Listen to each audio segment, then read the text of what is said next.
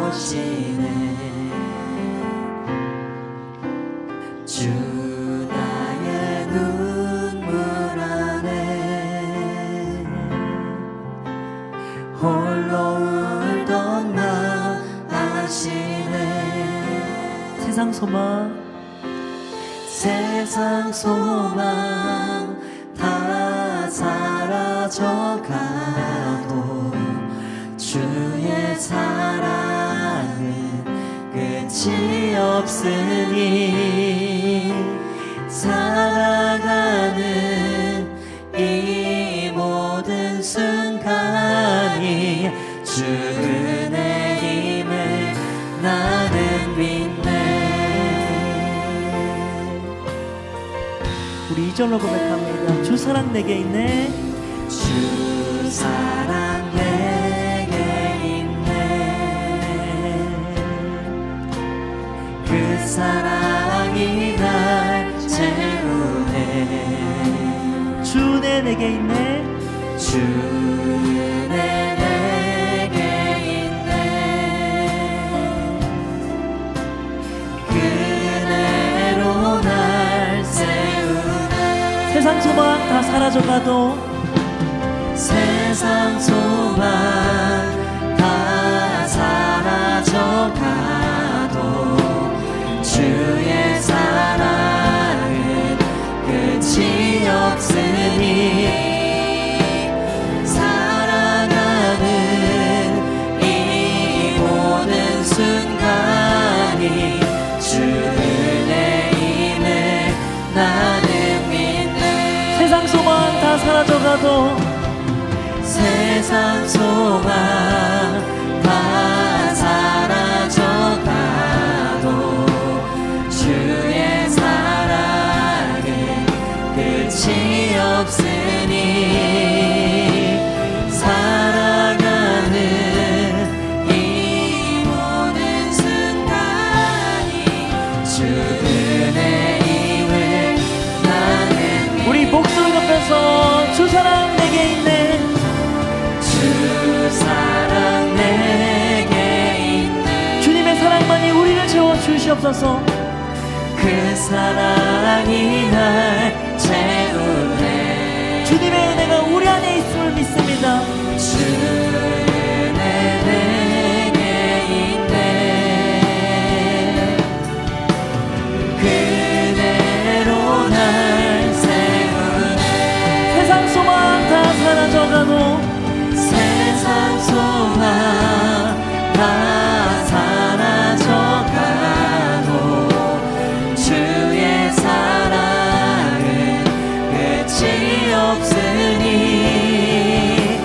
살아가는 이 모든 순간이 주 은혜임을 나는 믿네. 세상 소망 다 사라져가도 세상 소망 다 사라져가도 주의 사랑은 끝이 없으니 살아가는 이 모든 순간이 이 모든 순간 주 은혜임을 나는 믿네. 은혜임을 우리 다시 한번 전심을 다해 선포합니다.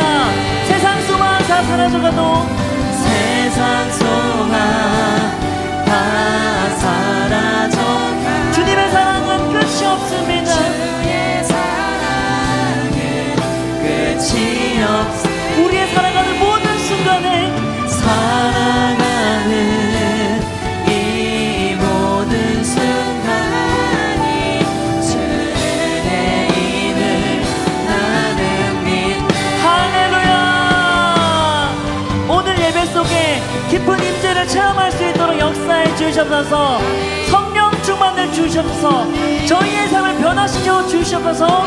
우리 이러한 기도 제목으로 통성으로 기도합니다. 주여, 정말 우리의 사랑하는 모든 순간이 정말 주님의 은혜임을 믿습니다. 정말 우리의 삶을 강력하게 인도해 주시옵소서. 오늘 예배 속에 성령 충만을 주시옵소서. 정말 우리의 연약한 마음을 정말 이 시간 모두 내려놓기를 감사합니다. 주여, 주여 우리의 삶에 임해 주셔서 강력하게 역사해 주셔서 성령 충만을 주셔서 주여.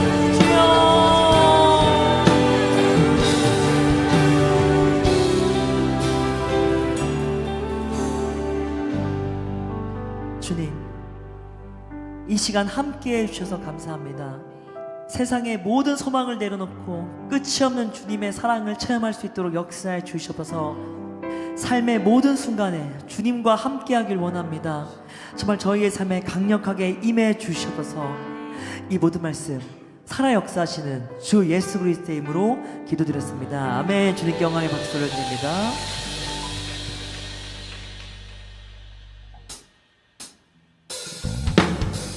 네, 우리 지금부터 다 같이 자리에서 일어나셔서 정말 우리의 삶에 정말 사랑으로 가득 채우는 주 예수 그리스도를 찬양합니다.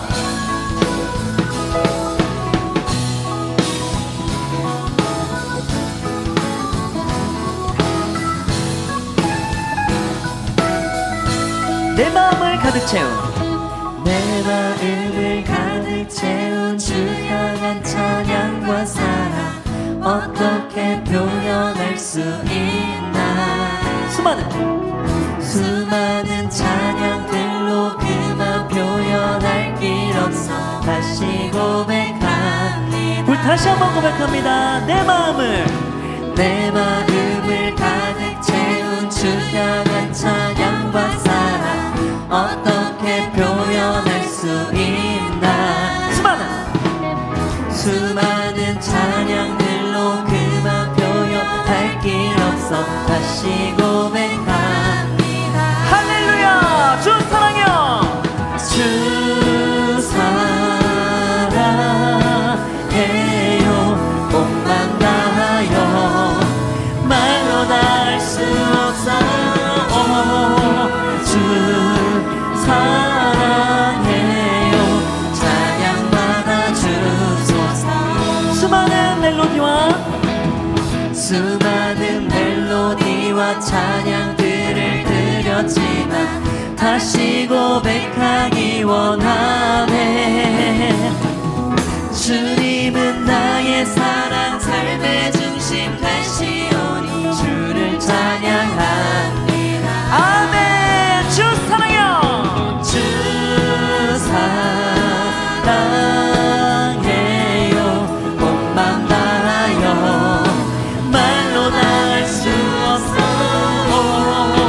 주 사랑해요. 찬양만 다시 한번 고백합니다. 주 사랑해요. 주 사랑해요. 몸만 다하여 말로 다 할 수 없어. 주 사랑해요. 찬양받아 주소서. 할렐루야.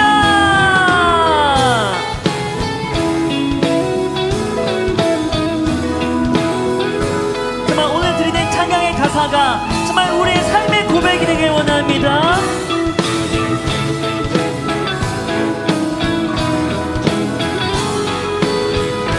주님 사랑을 다시 고백하는 새날 주님 감사합니다. 주님 사랑 다시 고백하는 새날 주신 감사해요. 주님 사랑 주님 사랑 다시 고백하는 찬양 주신 감사해요. 주님 사랑 다시 고백하는 주님 사랑 다시 고백하는 새날 주신 감사해요. 우리 마지막으로 주님 사랑 주님 사랑 다시 고백하는 찬양 주신 감사해요. 전심으로 주 사랑해요. 주 사랑 선포합니다. 온 맘 다 할렐루야.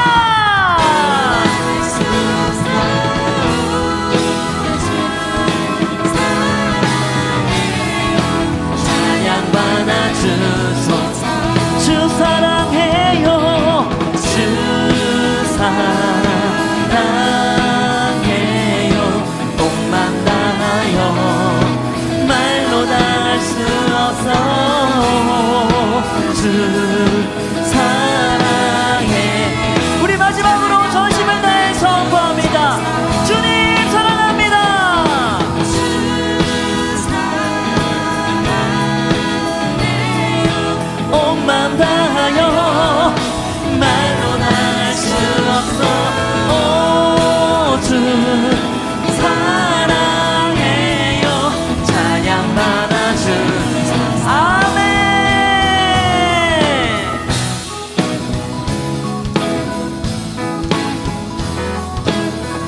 정말 이 시간 정말 우리의 마음에 모든 악한 영들을 물리치고 정말 우리에게 새로운 사랑을 주신 예수 그리스도를 찬양합니다. 할렐루야. 정말 이러한 주님께 우리 다 같이 감사의 강에 박수 올려드립니다. 할렐루야.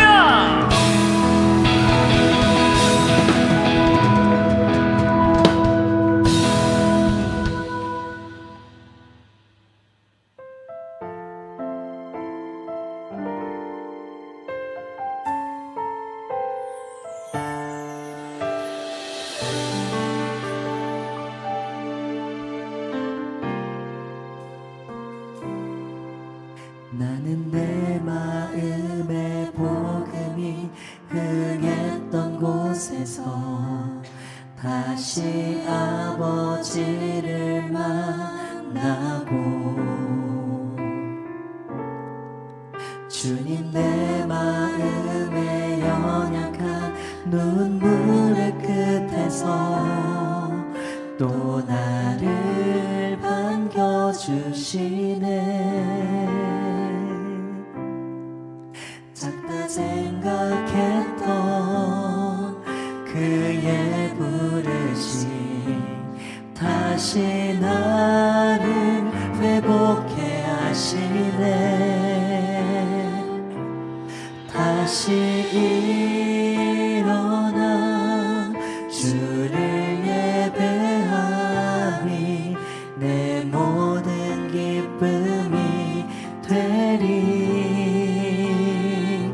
그의 기쁨 되어 삶의 모든 순간을 주께 다 내어드리리.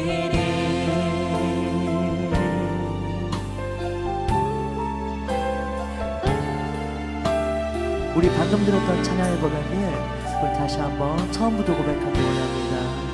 나는 내 마음의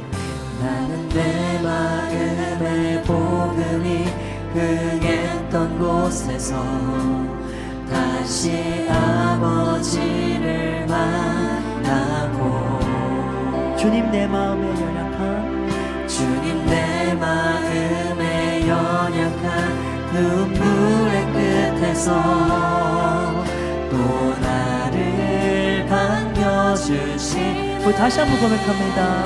나는 내 마음의 복음이 흥했던 곳에서 다시 아버지를 만나고 주님 내 마음의 연약한 주님 내 마음의 연약한 눈물의 끝에서 또 나를 반겨주시네. 작다 생각했던 그의 부르심 다시 나를 회복해 하시네. 다시 일어나 주를 예배하니 내 모든 기쁨이 되리. 그의 기쁨 되어 삶의 모든 순간을 주께 다 내어. 다시 한번 고백합니다. 다시 일어나 주를 예배하니 내 모든 기쁨이 되리. 그의 기쁨 되어 삶의 모든 순간을 주께 다 내어. 우리 목소리 높여 고백합니다. 다시 일어나 주를 예배하니 내 모든 기쁨이 되리. 그의 기쁨 되어 삶의 모든 순간을 주께 다 내어드리.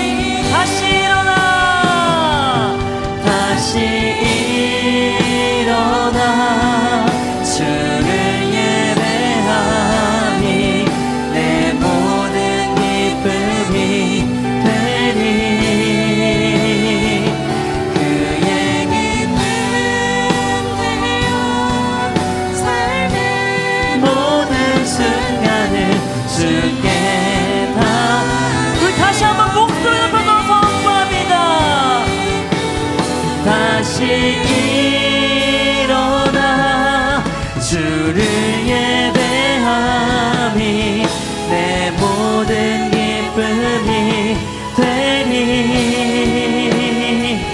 그의 기쁨 되어 삶의 모든 순간을 주께 다 내어드리 다시 일어나 다시 일어나 주를 예배하니 내 모든 기쁨이 되리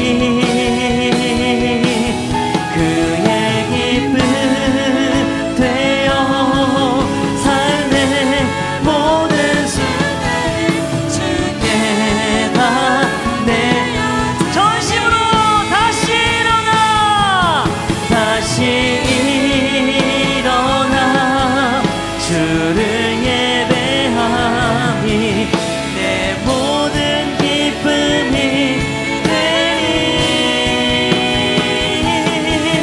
기쁨 되어 삶의 모든 순간을 주께 다 우리 마지막으로 전심으로 주님께 선포합니다. 다시 일어나 다시 일어나 주를 예배 우리의 모든 기쁨이 될 줄 믿습니다. 모든 기쁨이 되리 주님의 기쁨이 되길 원합니다. 그의 기쁨 되어 모든 순간을 주께 다 내어드리 아멘. 사명자의 삶을 주셔서 삶의 모든 순간을 주님께 향하길 원합니다. 정말 저희의 모든 예배를 받아 주셔서 저희의 삶이 예배가 될 수 있도록 깊게 역사해 주셔서 이러한 주님께 통성으로 기도합니다. 주여. 너희가 어떻게 행할지를 자세히 주의하여 지혜 없는 자같이 하지 말고 오직 지혜 있는 자같이 하여 세월을 아끼라 때가 악하니라. 그러므로 어리석은 자가 되지 말고 오직 주의 뜻이 무엇인가 이해하라. 아멘. 할렐루야. 좋으신 아버지 하나님, 오늘도 저희를 주님의 전에 불러주셔서 함께 예배하게 하시니 감사합니다. 지난 한 주간 하나님께서 주신 은혜를 잊고 말씀대로 살기보다 내 뜻과 내 생각을 따라 살았습니다. 내 마음의 보좌에서 주님을 밀어내고 내가 중심되어 살았던 모습을 회개합니다. 이 시간 예수 그리스도의 보혈로 저희를 덮어주시고 다시 주님과 친밀한 관계로 나아가도록 저희 가운데 임재하여 주시옵소서. 우리 예일교회를 위해 기도합니다. 우리 교회에 주신 두 날개 1500 비전이 하나님의 때에 하나님의 방법으로 이루어질 줄로 믿습니다. 이 귀한 일에 저희를 초대하여 주시고 증인으로 쓰임받게 하시니 감사합니다. 온 성도가 교회의 머리 대신 주님을 중심으로 하나로 연합되게 하시고 하나님의 사랑이 날마다 풍성히 넘치는 건강한 공동체가 되게 하여 주시옵소서. 가을 사역이 준비되고 있습니다. 돌아오는 토요일 리더 캠프부터 모든 사역이 시작됩니다. 리더 캠프를 통해 교회의 리더들이 먼저 부르심과 비전을 회복하게 하시고 가을 사역이 힘있게 시작할 수 있도록 성령님께서 앞서가셔서 역사하여 주시옵소서.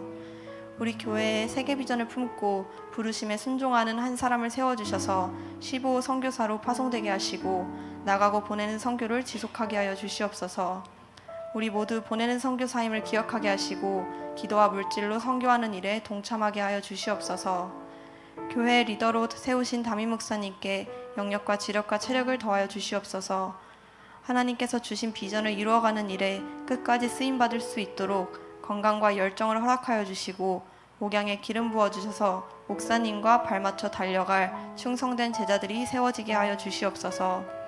오늘 말씀을 선포하실 때에 선포되는 말씀 위에 능력으로 역사하여 주셔서 각 사람에게 필요한 말씀이 공급되게 하여 주시옵소서. 목사님의 가정에 날마다 주님께서 주시는 평안이 가득하게 하시고 하나님께 쓰임받는 귀한 가정이 되게 하여 주시옵소서. 오늘 드려지는 예배를 위해 기도합니다. 예배 가운데 성령의 임재가 가득히 넘치게 하여 주시옵소서. 예배하기 위해 주님 앞에 나온 한 사람 한 사람을 기억하여 주시고 주님께 마음과 시선을 온전히 집중하여 하나님과 깊은 교제가 일어나는 예배가 되게 하여 주시옵소서.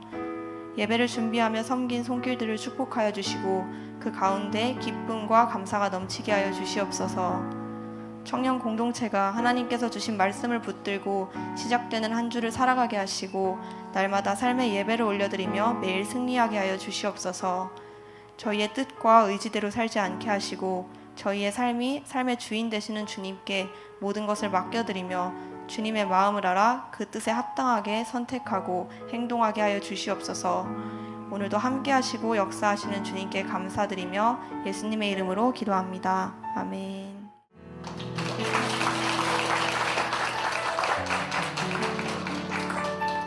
어린 시절 교회에서 자라온 저에게 제자학교에 들어가기 앞서 신청했던 양육반은 어디선가 한 번쯤 들어본 말씀과 내용들이었고 이미 내가 알고 있는 것들이라는 생각에 양육 내용이 온전히 들어오지 않았습니다. 그 결과 양육반을 수료할 때까지 당황스러울 정도로 어떠한 은혜와 변화도 느껴지지 않는 듯 했습니다. 이런 나와 달리 양육반을 수료한 동기들은 많은 것을 느끼고 변화됨이 보였고 다음 훈련에서는 나에게도 변화가 있을 것이라는 기대하는 마음 반과 하나님을 만나기 전으로 돌아가고 싶지 않다는 두려움 반으로 다음 훈련을 이어가고자 했습니다. 그런 마음도 잠시 곧 세상적인 걱정들에 휩싸였는데 대학교 졸업 후 첫 직장의 출근과 체력, 교회와 집과의 거리, 시간 등의 문제들이 훈련의 결정을 방해하였습니다. 이전에 나였다면 스스로 고민하고 결정하였을 것을 양육반을 통해 수없이 들었던 기도응답에 대한 확신에 대한 말씀 때문이었을까 고민되신 기도를 시작하였습니다. 내가 할 수 있는 것은 하나도 없었기에 더욱 간절한 마음으로 기도드릴 수 있었고 하나님께서 보내주신 직장에서 내가 양육을 선택하면 그 밖의 모든 것들은 하나님께서 해결하신다는 응답을 받았습니다. 당장엔 아무것도 해결되지 않은 듯 했지만 주님께서 내가 훈련의 자리에 서길 바라신다는 확신이 들어 무작정 제자학교를 신청하였습니다. 그러자 하나님은 대부분 3교대 근무를 하는 저의 직장에서 내가 평소에 전혀 관심을 갖지 않던 상근이 가능한 부서에 관심이 생기게 만드셨고 보내주신 직장에서 그 부서의 자리를 만들어 주셨습니다. 한순간에 내 마음을 변화시키고 길을 열어주신 하나님의 기도 응답과 회복 캠프를 통한 성령 충만함으로 기대하는 마음을 갖고 제자학교를 시작하였습니다. 하지만 첫 직장에서 느껴지는 피로와 스트레스는 생각보다 더 심했고 수레바퀴의 삶을 살기는커녕 퇴근 후 옷도 제대로 갈아입지 못한 채 바닥에서 잠들기 일쑤였습니다. 특히 주일이 되어 제자학교 시간이 되면 1분 1초가 아쉬웠고 직장에서 하지 못한 일들과 해야 하는 공부들 속에서 허우적거리며 한 주에도 몇 번이고 훈련을 포기할까 하는 생각이 들었습니다. 이런 상황에서 강사님이 행복모임 리더에 대해 말씀하시니 한마디도 머리에 들어오지 않았고 이렇게 힘들어하는 내가 무슨 리더인가 하는 생각을 하며 부정적인 생각들이 가득했습니다. 그렇게 훈련받던 중 하루는 불안한 마음이 나를 사로잡아 숨쉬기 어렵고 당장이라도 훈련받는 자리를 뛰쳐나가야겠다는 충동이 들었습니다. 그제서야 무언가 잘못됐다는 생각이 들었습니다. 변화를 위해 기도로 구한 훈련받는 자리에서 기도와 수레바퀴의 삶이 없었고 육신의 피로를 핑계로 하나님과 교통하는 모든 자리를 피해왔었습니다. 출석만 해도 어디냐며 스스로를 타협하고 어려움을 회피했던 이전을 회개하며 즉시 하나님께 기도로 이 자리에 있을 수 있도록 회복을 구하자 눌려있던 마음들이 곧장 회복되었습니다. 그날 이후 제자학교에 임했던 첫 마음가짐을 되새기며 그동안 육체적인 피로에 뒷전으로 미뤄뒀던 수레바퀴의 삶에 집중하기 시작했습니다. 나의 우선순위를 바로잡아 주어진 말씀, 기도, 큐티, 전도 등 주어진 수레바퀴의 삶을 집중하며 감당하니 세상 일을 하면서도 순간순간 하나님께 기도드리며 그날 내게 주신 말씀 가운데 살아갈 수 있었습니다. 말씀을 묵상하니 금요철야와 주일 예배를 통한 목사님의 설교 말씀이 깊이 있게 이해되었고 더 많은 은혜를 받을 수 있었습니다. 또한 세상을 살아가는 동안 하나님을 중심에 두기 위해 노력하여 이전보다 더 많은 부분들을 하나님께 온전히 맡겨드릴 수 있었습니다. 주일이 아닌 날에도 매일 말씀과 기도를 통해 영적으로 깨어있기 위해 노력하고 제자학교에 임하니 들리지 않던 말씀들이 그제서 들리기 시작하였습니다. 내가 선포해야 하는 복음이 무엇인지 나조차 온전히 알지 못했음을 알게 되었습니다.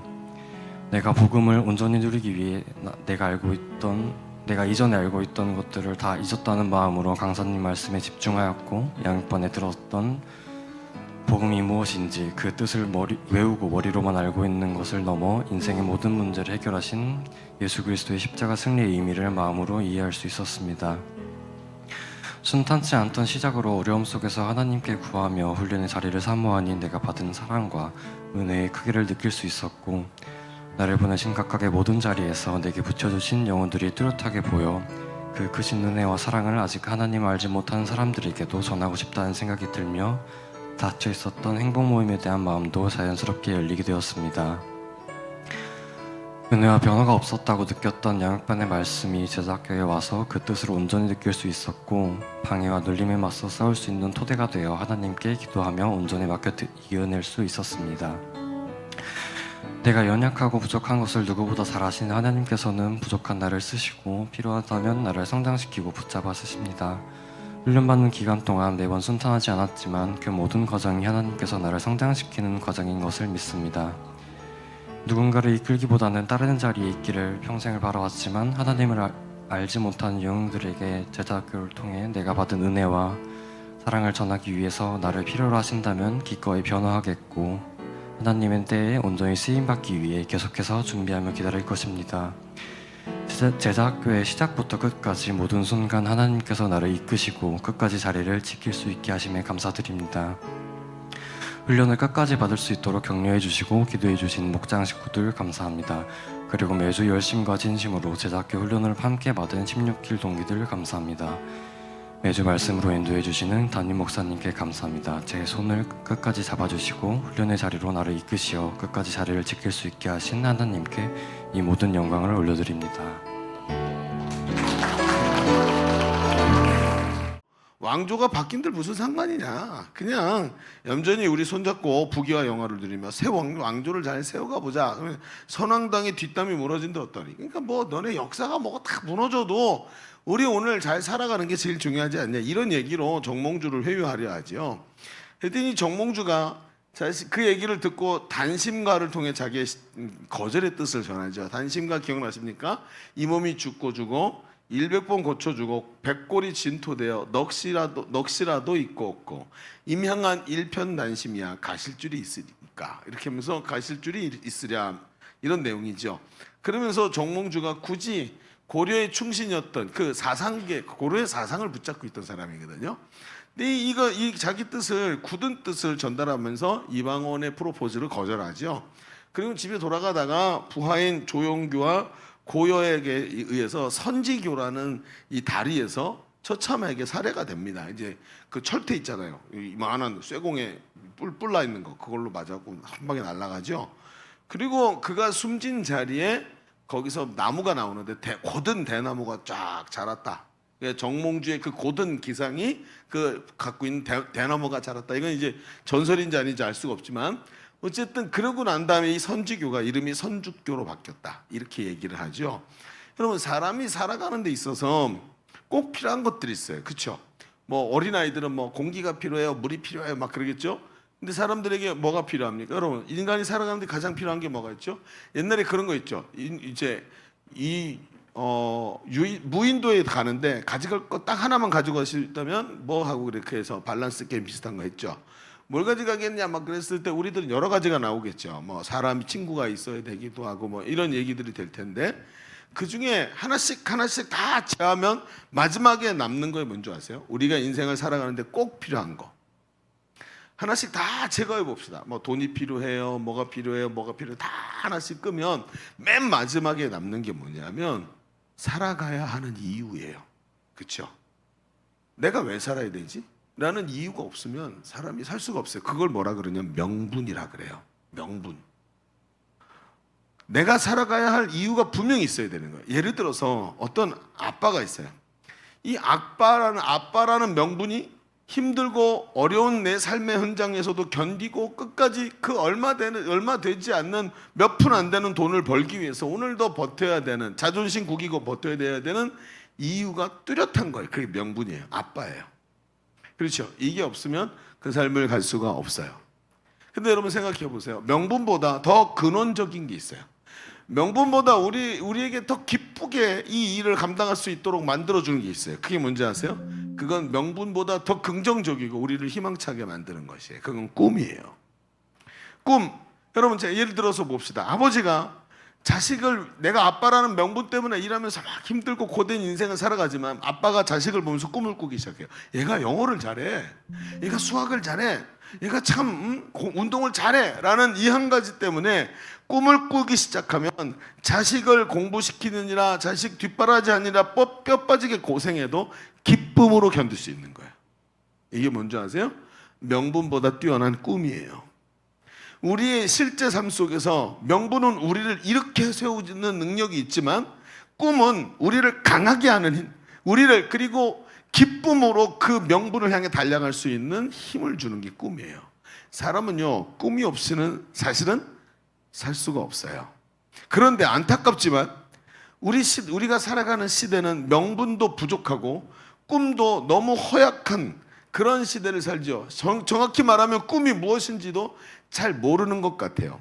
여러분 우리 시대, 여러분 자신들이죠. 우리가 살아가는, 우리가 같은 동시대를 살아가는 사람들을 보세요. 젊은 세대가 꿈이라는 게 별로 없는 것 같아요. 여러분 어떻게 먹고 살고 언제 집을 사고 언제 자동차를 사고 그건 꿈이 아니에요. 여러분 우리 시대 고민이 무엇을 먹고 살 것인가, 어떻게 남들보다 더 낫고 더 잘나서 어떻게 오늘 갖고 있는 이 철밥통을 끝까지 지켜낼 것인가, 이런 거에 관심이 많아요. 그러니까 어때요? 나이가 30대인데 은퇴를 생각하고 노후에 어떻게 살까를 생각하면서 고민하는 거죠. 너무너무 답답한 거예요. 꿈은 고사하고 젊은이답지 않은 세속주의가 마음에 가득해요. 그러니까 요즘에 여러분들 그랬나요? 고등학교 1학년 때 여러분 자기 적성검사 했나요? 고등학교 1학년 때 하죠. 요즘에 더 심해졌어요. 그리고 저희 오늘 드럼 친 윤희, 얘는 고등학교 1학년 때 벌써 직업을 정하라 그랬었어요. 앞으로. 제가 그랬어요. 그건 선생이 미친 거다.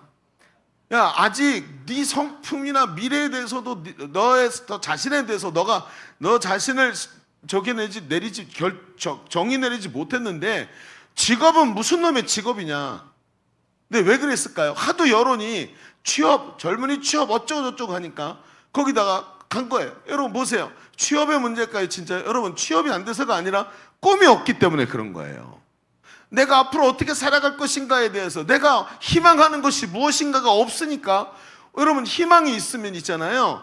오늘 등짐을 지고 오늘 고통당하고 오늘 아무리 내가 다른 사람들한테 비하당하고 있어도 오늘 이거 지켜낼 수 있고 오늘도 돈 벌러 나갈 수 있는 거예요. 그게 문제가 아닌 거예요. 여러분 지금도 아이러니하지만 저 건설 현장에는 사람이 없어요. 중국 사람들 데려다가 대치하고 있고 외국 사람들 데리고 와요. 자리가 너무 많이 남아서 지금 진짜 여러분 생각해 보세요. 우리 세대 진짜 일자리가 없는 걸까요? 아니면 꿈이 없는 걸까요? 왜 아이들한테 계속해서 직업에 대해서 얘기를 하는 걸까요? 지금 우리 시대가 굉장히 삐뚤어져 있어요. 그러니까 30대가 은퇴 생각하고 꿈은 고사하고 세속주의가 마음에 가득한 거예요. 그러고 나니까 어때요? 자기 자신이라는 우상을 숭배하며 살아요. 뭔가 명분을 내세우지만 나 잘 되는 것이 모든 것의 근원이에요. 내가 행복하다면 무엇이든지 희생시킬 수 있어요. 꿈이 없으니까 인생을 남들과 비교하면서 살게 되고 막 노력하고 스펙 쌓아서 남들보다 더 잘 돼야지 하고 노력하다가 남들보다 좀 낫다 싶으면 그 다음부터는 어때요? 갈 데가 없는 거예요. 뭐 하고 살지? 이룰 거 다 이뤘는데 꿈이 없어요. 사람이 이때 무너지기 시작해요. 우리 사회가 자살률이 높죠. 계속해서 나라는 계속 발전하고 뭔가 될 것 같고 뭔가 된 것 같고 이것도 성취하고 저것도 성취하는데 이상하게 자살률이 높은 이유가 뭐죠? 여러분 그건 진짜 절대적인 부족함이 아니고요. 꿈이 없어서 그런 거예요.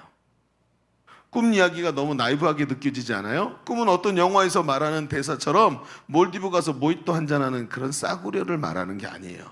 그렇죠? 꿈이 뭐죠? 내가 가진 모든 것을 들여서라도 이루고 싶은 것. 희생과 어떤 헌신과 희생을 내가 바치더라도 그것을 통해서 내 평생 심지어 그것을 이루지 못한 자 할지라도 그 방향을 향해 계속해서 달려가고 싶은 것. 그게 꿈이에요. 여러분 오늘 우리가 읽은 성경을 보면 예수님에게는 꿈이 있으셨어요. 예수님이 보신 세상은 우리가 잘 알듯이 목자 없는 유리하는 양들로 가득 차 있었어요. 양들이 굶주려 있고 사방에 늑대들이 사방에서 달려들어서 양을 물어가고 뜯어먹고 있어요. 그게 예수님이 보신 세상이었어요. 종교 지도자들이 사람들을 굶주리게 만들었고 영적으로 공허한 사람들이 악한 사탄에게 사로잡혀서 여기저기서 죽어가고 있어요. 그게 우리 시대의 모습이에요. 예수님께서 제자들에게 너희가 먹을 거를 주라 라고 말씀하셨지만 제자들은 그 말의 의미를 이해하지 못해요. 우리가 다 산다 할지라도 200데나리온 떡이 부족합니다. 이런 소리나 하고 있는 거예요. 자신들마저 굶주리고 있으니까 죽어가는 사람들을 돌아볼 겨를이 없는 거예요. 그래서 예수님은 제자들을 훈련시키기 시작했어요. 제자들을 훈련시켜서 세우시고 그들을 오랫동안 방치한 게 아니라 즉시 사방으로 보내서 너희가 가서 복음을 전하라. 그리고 복음 전하게 만들면서 제자들을 보내셨어요. 지금도 예수님은 우리를 향해서 너희가 제자를 삼아라.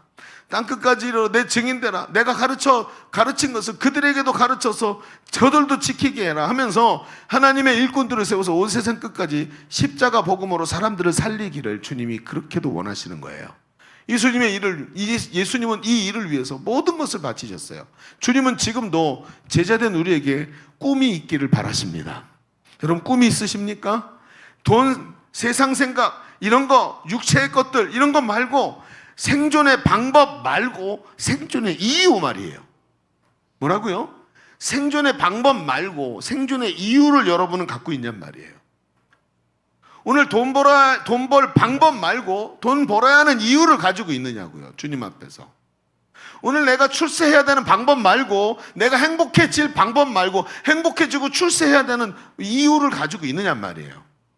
예수님의 꿈을 가진 제자들, 그 예수님과 함께 그 길을 달려가는 제자들이 되기를 주님은 그렇게도 바라셨어요. 세상에 허약한 세상 명분이 아니라 예수님의 꿈을 가진 제자들이 되기를 예수님은 그렇게 원하셨던 거죠. 자, 오늘 우리는 이 말씀을 통해서 주님의 꿈을 다시 발견하기를 바랍니다. 오늘 말씀을 같이 들으면서 오늘도 하나님 앞에서 자기 자신을 다시 한번 세워갈 수 있는 그런 시간이 되시기를 바랍니다. 자, 아멘. 그래요. 자, 우리 첫 번째 주보를 펼쳐보시면 주보 3면에 오늘 말씀의 제목은 예수님의 꿈이라고 정해놓고 두 가지 얘기를 해봅시다. 두 가지. 첫 번째, 예수님의 꿈은 가치를 발견한 사람을 통해서 일어납니다 하는 얘기를 먼저 해봅시다. 오늘 제가 아까 설교를 쭉 하고 2부 예배 때 설교를 끝나고 보니까 55분이 걸렸더라고요. 55분. 오늘은 55분짜리예요. 그죠? 그래서 제가 오늘 이제 안경도 바꾸고 머리 이렇게 할아버지처럼 이러다 왜 이렇게 늙어 보이냐. 그래요. 괜찮아요. 꿈을 가진 사람이 되면 돼요. 자, 첫 번째, 예수님의 꿈은 가치를 발견한 사람을 통해 일어납니다. 뭘 발견한 사람이요? 가치를 발견한 사람. 자, 오늘 우리가 읽은 성경은 예수님께서 천국을 여러 가지 비유로 제자들에게 가르쳐 주시는 부분이죠.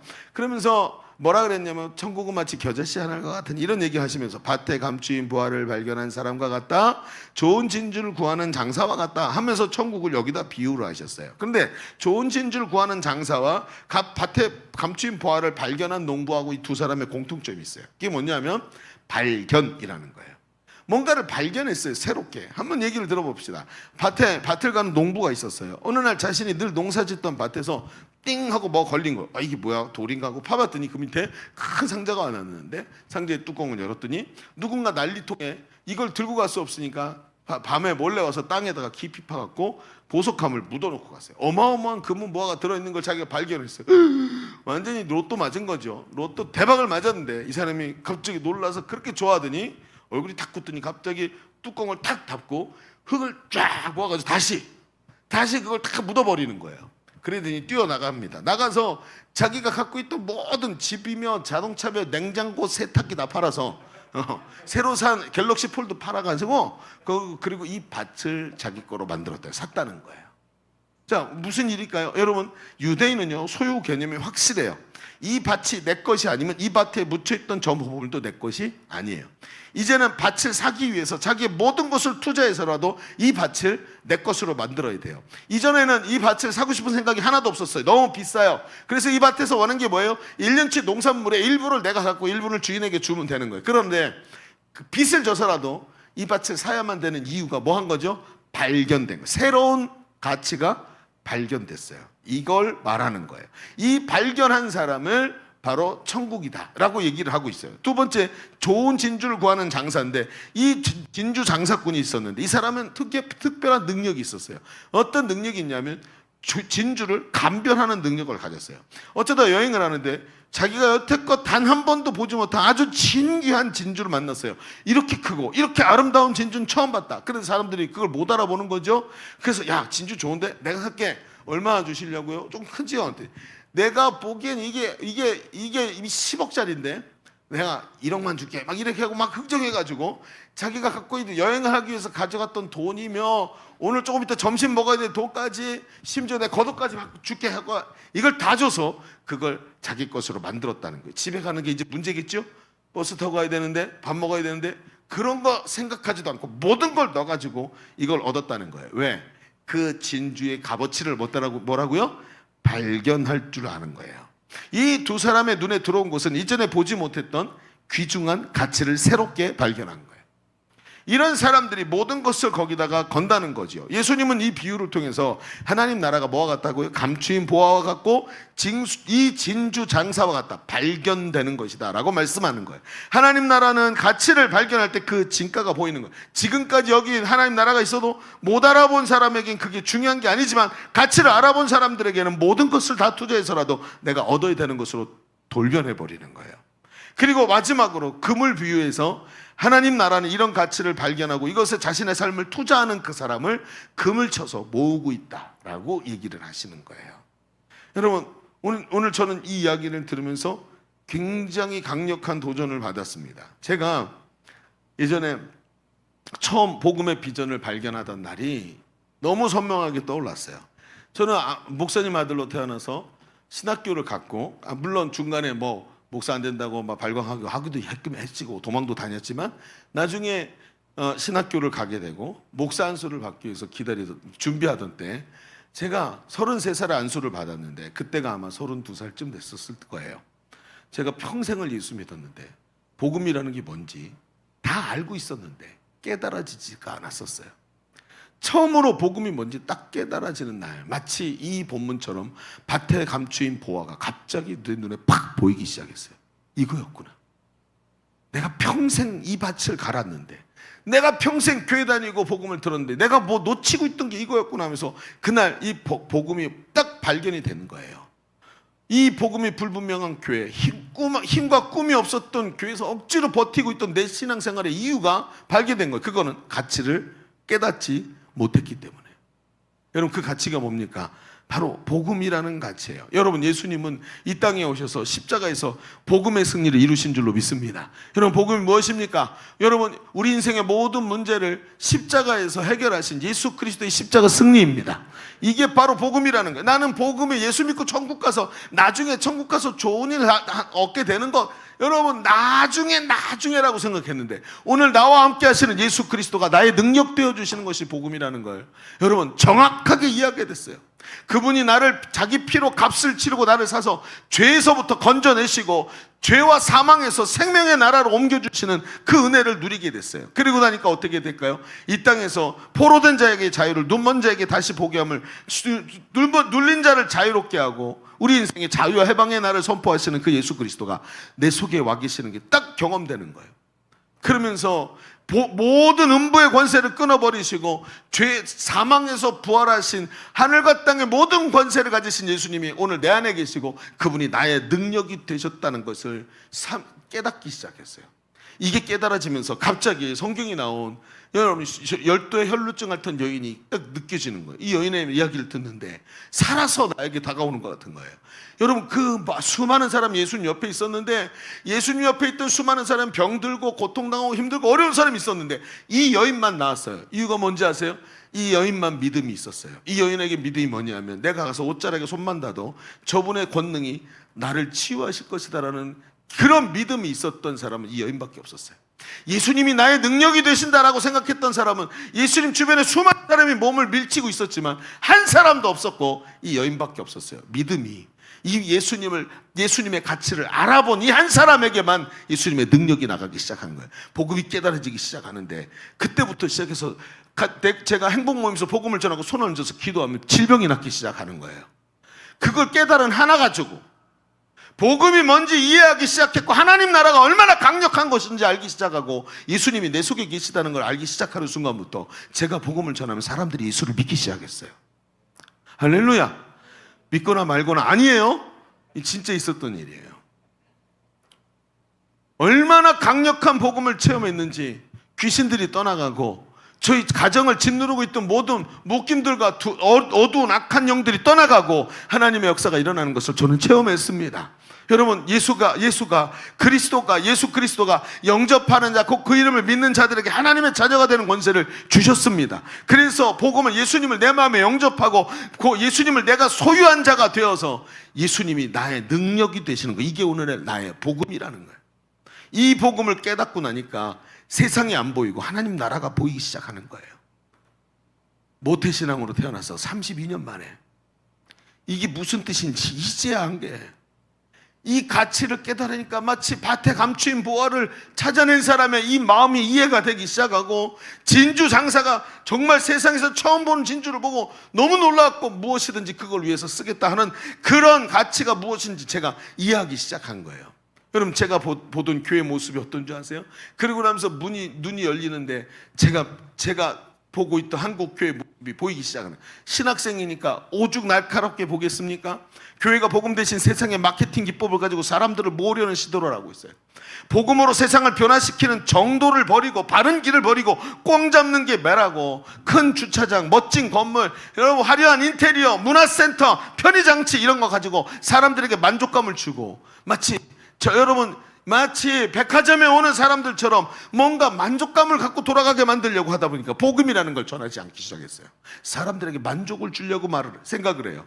교회 안에 예수 그리스도의 승리와 복음의 능력이 사라져가고 인본주의적 방법으로 사람의 마음속에 얄팍한 힐링을 주고, 오늘 기분이 좋아졌어요, 이런 이야기들로 회개하라는 말을 하지 아니하고 그런 사람들의 마음을 살살 긁어주는 이야기가 교회에 난무하기 시작했어요. 쉽고 마음의 위로가 되고 편리하고 편하지만 복음에 선명하지 않고 악한 마귀의 도전과 맞서 싸우지 않고 사람들의 마음속에 오늘의 현실만 남고 영적 세계가 사라지기 시작했어요. 영적인 일을 얘기해도 못 알아들어요. 하나님 나라를 얘기해도 못 알아들이고 세상 얘기만 해야 알아듣는 거예요. 그러니까 어때요? 성도들이 자기 중심적 우상에 사로잡혀 하나님 자녀가 아니라 정욕의 노예로 사는 거예요. 그러면서 자신이 복음을 갖고 있으면서도 나 자신의 가치가 어떤 상태인지 모르고 자기 일을 비하하면서 살고 있는 사람들의 모습이 교회 안에 가득 차 있는 거예요. 어떤 사람이 대학 교수였는데 이 교수가 어느 날 자기 삶에 엄청난 위기가 찾아왔어요. 그래갖고 가지고 있던 재산 다 잊어버리고 어마어마한 빚을 지게 되고, 가족 식구 중에 한 사람이 먼저 죽게 되고, 그리고 아내가 죽으면서 자식들은 전부 뿔뿔이 흩어져서 친척집에 살고, 이 사람은 그리고 집에 들어가지도 않고 밖에서만 멍하니 삶의 의지를 잃고 있다가 하루, 열흘, 100일, 1년 이렇게 지나가면서 노숙자가 돼버렸어요. 그리고 3년 동안 서울역 노숙자가 되어서 살았다 그래요. 그런데 어느 날 이 사람이 누워 잠을 자고 있는데, 서울역에서 잠을 자는데 지나가던 한 사람이 갑자기 길을 가다가 뚝 멈추더니 돌아가고 이 사람 얼굴을 이렇게 뜯어보더라는 거예요. 뜯어보더니 갑자기 아이고 김 교수 하고 이야기를 하더라는 거예요. 이 노숙자를 알아본 게 누구냐면 자기가 대학 교수 시절 자기와 함께 동료였던 교수가 이 사람을 갑자기 알아보기 시작한 거예요. 그리고 사람이 갑자기 사라졌는데 죽었는지 살았는지 연락도 없던 사람이 여기에 누워서 3년간 여기 있었던 거지요. 그리고 이야기를 다 듣는데 여차저차해서 이런 어려움이 있었다고 쭉 얘기하는데, 이 동료 교수가 얘기를 하는 거야. 내가 자네를 잘 알잖아. 자네 대단한 사람이야. 자네같이 머리가 명석한 사람이 어디 있었나. 자네는 반드시 다시 재기할 수 있어. 내가 도와줄게. 지금 티오가 하나 남아 조금 있으면 남게 돼. 자네 빨리 돌아와서 그 자리를 자네가 가지면 돼. 막 하면서 막 강력하게 도와주겠다고 얘기했더니 이 교수였던 이 노숙자가 완강하게 거절을 하더라고요. 그러지 말라는 거예요. 왜 그러냐 그랬더니 왜 그러냐 그랬더니 그러지 마라. 난 여기가 지금 너무나도 편하고 걱정 근심이 없고 너무 좋아. 여태껏 교수하면서 품위와 체면을 유지하기 위해서 날마다 스트레스 받고 살아가고 있다가 지금 다 내려놓고 여기 이렇게 사는 오늘의 삶이 너무 편안해지니까 나를 부르지 마. 옛날로 돌아가고 싶지 않아 라고 얘기하더라는 거예요. 여러분 어떻게 공감이 되십니까? 여러분 어떠십니까? 성도가 복음의 가치를 잃어버리니까 딱 이런 모습이 되는 거예요. 복음이 뭔지 모르면 자기를 비하하고 있는 이 노숙자의 이야기와 똑같은 얘기를 하게 된다는 거예요. 주님은 수많은 영혼을 우리에게 맡기셨는데, 주님은 세상을 성도에게 맡기시고 교회에 맡기셨는데, 나는 여기가 편하니 나를 부르지 말라고 합니다. 변화도 싫고 사명도 싫고 교회 와서 그냥 은혜 받고 여기가 좁사오니 하면서 하루하루 살아가면 되겠다는 거죠. 복음의 가치를 잃어가니 어둠에 사로잡혀 죽어가는 우리 주변의 사람들, 나와 함께 침대를 쓰는 사람, 우리 집에 함께 살고 있는 가족들이 어둠에 사로잡혀 죽어가고 날마다 귀신과 악한 영에 눌려도 전혀 복음으로 사람들을 깨어낼 수 없는 이런 일이 벌어지더라는 거예요. 사랑하는 우리 청년들이요, 밭의 보화를 발견한 사람처럼 복음의 가치를 회복하기를 바랍니다. 복음은 하나님 나라의 가치를 우리에게 보여줍니다. 하나님 나라의 가치를 발견해요. 그 예수 그리스도의 승리가 그 복음 안에 선명히 있는데 그걸 놓치고 무슨 신앙생활을 하겠습니까? 예수님은 제자들에게 말씀하십니다. 천국은 지금 밭의 보화를 발견한 사람처럼 복음의 가치를 깨달은 그 한 사람을 찾고 있다. 좋은 진주를 만난 진주 장사처럼 그걸 위해 모든 것을 투자할 수 있는 사람을 천국은 찾고 있다. 너희들이 그 복음의 승리를 깨닫고 그 가치를 이해하고 그 가치를 위해 사는 위해 삶에 모든 것을 투자하기를 바란다 하면서 예수님이 51절에 우리가 읽은 마지막 절에 뭐라 그런지 아세요? 이렇게 말씀하세요. 이 모든 것을 깨달았느냐? 이 모든 것을 깨달았느냐? 네가 깨달으면 된다. 강승신 목사, 네가 깨달으면 된다.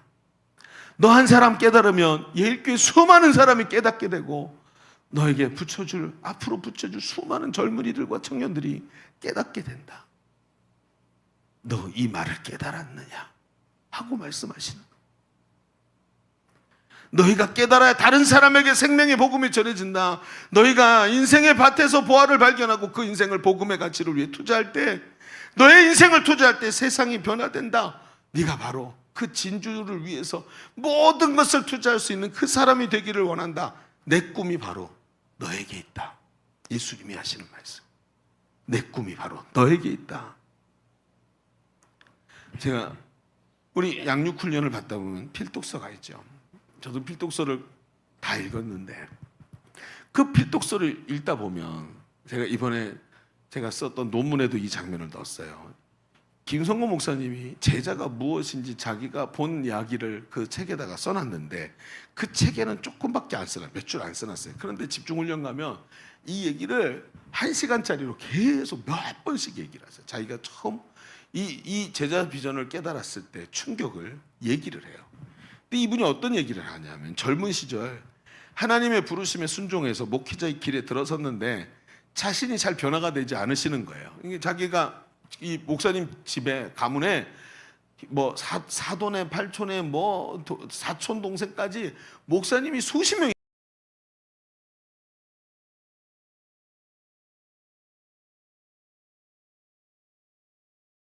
갔는데 자기가 이런 어려서부터 전통교회에서 그냥 그러고 살았으니까 자신의 모습이 변하지 않고 옛날로 머물러 있는 거예요. 그래서 변화를 일으키고 배우려고 자신이 제자 선교회에 발을 들여요. 제자 선교회. 그리고 이제 거기서 양육훈련을 받는데 목회자 클래스가 아니라 평신도 클래스에 들어가서 바닥부터 시작해서 훈련을 받는 거예요. 그런데 거기서 만난 이 양육 강사를 만나게 되는데 이분이 평신도 집사님이에요. 어떤 교회 집사님인데 이 목사님보다 한두 살 어렸다 그래요. 그러니까 이 목사님인 걸 알고 못 가르칩니다 막 그랬는데 갖고 막 사정하고 빌어갖고 나는 처음부터 다시 배워야 된다 그러면서 막 빌어가지고 거기서 배우게 된 거예요. 그러니까 이 부담스럽지만 이분을 받아준 거죠. 근데 이 목사님이 훈련을 받으면서 훈련 내용도 너무나 충격적이었지만 진짜 충격적인 게 이 집사님이었대요. 이 양육 강사, 자기를 가르쳐준 스승. 이분이 다른 교회 집사님인데 이분이 하나님 나라 가치에 사로잡혀 자기 삶을 뒤로하고 군사와 같이 달려가는 예수님의 제자의 모습이 보이는 거예요. 어떻게 해요? 직장을 다니고 있는데 가정이 다 헌신되어서 살더래요. 근데 자기 집에서 자기 양육 강사니까 자기 집에서 양육을 해야 돼. 이 성교회라는 게 뭐 대단한 건물을 갖고 있는 이런 게 아니네. 그냥 모여가지고 복음 전하자 이랬던 사람들이 모여가지고 사람들을 양육을 하니까 뭐 누가 돈을 주거나 월급을 주는 것도 아니고 자비량으로 하면서 자기 집에서 가르쳐야 되는 거예요. 근데 집이 좁으니까 못 가르치잖아요. 방법이 뭘까요? 그 집을 처분하고 그 동네에서 제일 싼 집, 그리고 거실이 넓은 집을 찾은 거예요. 그러니까 부산에 있는 달동네, 제일 높은 달동네 거실 넓은 집, 구멍 뻥뻥 뚫려 있고 겨울이면 바람 숭숭 들어오는 그런 집으로 이사를 가서 자기 집 거실에서 12명씩 모아놓고 양육을 하더라는 거예요. 그걸 하루 이틀도 힘든데 그걸 몇 년씩 계속 하는데 자기 거기서 4년인가 5년인가를 훈련을 받으셨다 그래요. 그러면서 그 무급인데 급여도 적고 적은 이 수입에 양육해야 되는 큰 이 거실이 있는 집으로 이사를 하고, 그러면서 억지로 누가 시켜서 하는 것도 아니고 목사님 눈치 보면서 하는 것도 아니고 적당히 하는 것도 아니고 그 일을 위해서 완전히 생명을 걸고 그리고 감당하고 있더라는 거예요. 한 사람이 이런 얘기를 해요. 어느 날 자기가 양육반에 들어갔는데 사죄의 확신이라는 과가 있어요. 사죄의 확신, 죄사함의 확신인데 이 죄사함의 확신이라는 과를 3주차고 오늘 4주차 또 하더래요. 그러니까 또 계속해서 다른 얘기를 하면서 가르쳐주는 게 아니라 지금 4주째 완전히 똑같은 얘기를 반복하더라는 거예요. 그래서 물어봤대요. 저 강사님, 오늘도 이 사죄의 확신 지난주처럼 똑같은 걸 하실 겁니까? 그랬더니 그렇게 하려고 합니다. 근데 왜 이렇게 하시는지 여쭤봐도 될까요? 그랬더니 뭐라는 줄 아세요? 여러분이 사죄의 확신이 없어서 그렇습니다. 당신 안에서 이 사죄의 확신이 불분명해지면 오늘도 악한 마귀의 참소에 빠지게 됩니다. 여러분이 사죄의 확신이 날 때까지 저는 계속 해야 됩니다 하면서 끝까지 한 사람 한 사람을 가르치더라. 이걸 보면서 취미가 복음 전하는 삶, 특기가 양육을 해서 사람들을 세우는 그게 특기인 평신도. 여러분, 부교역자 10명하고 바꾸지도 않을 단 한 명의 비전에 사로잡힌 제자를 본 거예요. 이분이 보고 어마어마한 충격을 받게 됩니다. 평생을 전통기에서 신앙생활하면서 평신도는 그냥 예배 잘 나오고 헌금 잘하고 봉사 잘하면 되는 줄 알았는데 그게 아니더라는 거예요. 그게 아니었구나 하고 깨닫고 나서 성경을 보는데 사도행전에 제자된 평신도의 모습이 얼마나 많은지. 여러분, 최초의 순교자인 스데반, 여러분 이 사람 누굽니까? 평신도의 집사예요. 여러분, 처음으로 7명의 집사를 세울 때 그 안에 스데반이 들어있던 그 사람. 여러분, 사마리아를 완전히 뒤집어 엎어서 예수 믿는 천주로 만들어버린 사람이 누군지 아십니까?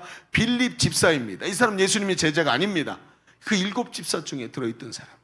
성경을 가만히 들여다보니까 사도행전은 제자가 된 평신도 행전이라는 것을 알게 되죠. 이런 제자들이 가는 곳곳마다 복음이 전해지고 이런 가치를 깨달은 사람들이 교회 변해서 하나님의 일을 감당하니까 교회가 세워지고 역사가 일어나기 시작하는 거예요. 이제 보이기 시작합니다. 모든 신자들이 예수님의 제자가 되게 하는 것이 예수님의 꿈이었구나.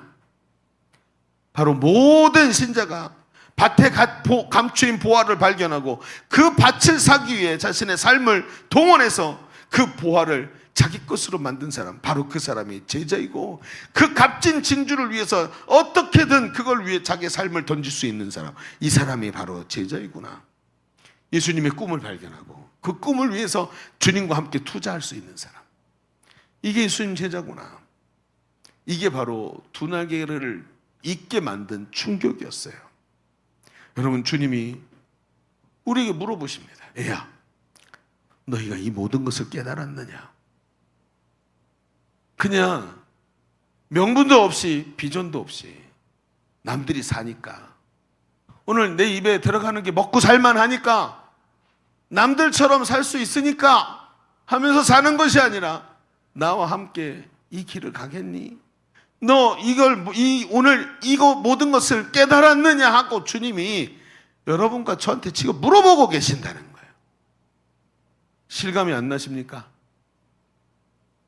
나중에 여러분 앞에 하나님의 보좌가 딱 펼쳐지고 거기 천군천소가 쫙 대동에 서 있는 그 앞에서도 실감이 안 날까 하는 생각을 해보십시오. 죽어가는 영혼들이 가득한 세상에 정치와 철학과 돈과 편안한 삶이 아니라 복음이 저들을 건져낼 수 있는 유일한 길임을, 얘들아 너는 깨달았니? 하고 물어보고 계세요. 오직 저 눌린 사람들을 자유케 하고 잠시 후면 이슬처럼 없어질 세상의 돈의 권세에 눌려서 죄의 노예되어 살아가는 저들을 해방시킬 수 있는 것이 오직 복음이라는 것을, 얘야, 너는 깨달았니? 이 모든 것을 깨달았느냐? 그 예수님의 꿈을 깨닫고 있는 너희가 바로 내 꿈이다. 그 꿈을 깨닫고 있는 너희가 예수님의 꿈이다 라고 물으시면서, 얘들아, 너희가 이 모든 것을 깨달았느냐 하고 물어보시더라. 여러분, 제자된 우리들이 그 가치를 발견하고 그 가치의 삶을 건 제자가 될 때 세상에 복음이 퍼져가고 예수님의 꿈이 성취될 줄로 믿습니다. 이 일을 위해서 여러분과 저를 하나님 부르셨다는 거예요. 자, 우리 첫 번째 게 좀 정리해 봅시다. 자, 우리는 지금까지 예수님의 꿈에 대해서 얘기를 나눴습니다. 예수님의 꿈은 가치를 발견하고 그 가치대로 살아가는 제자를 통해 일어난다 그랬죠. 맞습니까? 맞아요. 그래서 첫 번째 뭐라고 썼죠 아까요?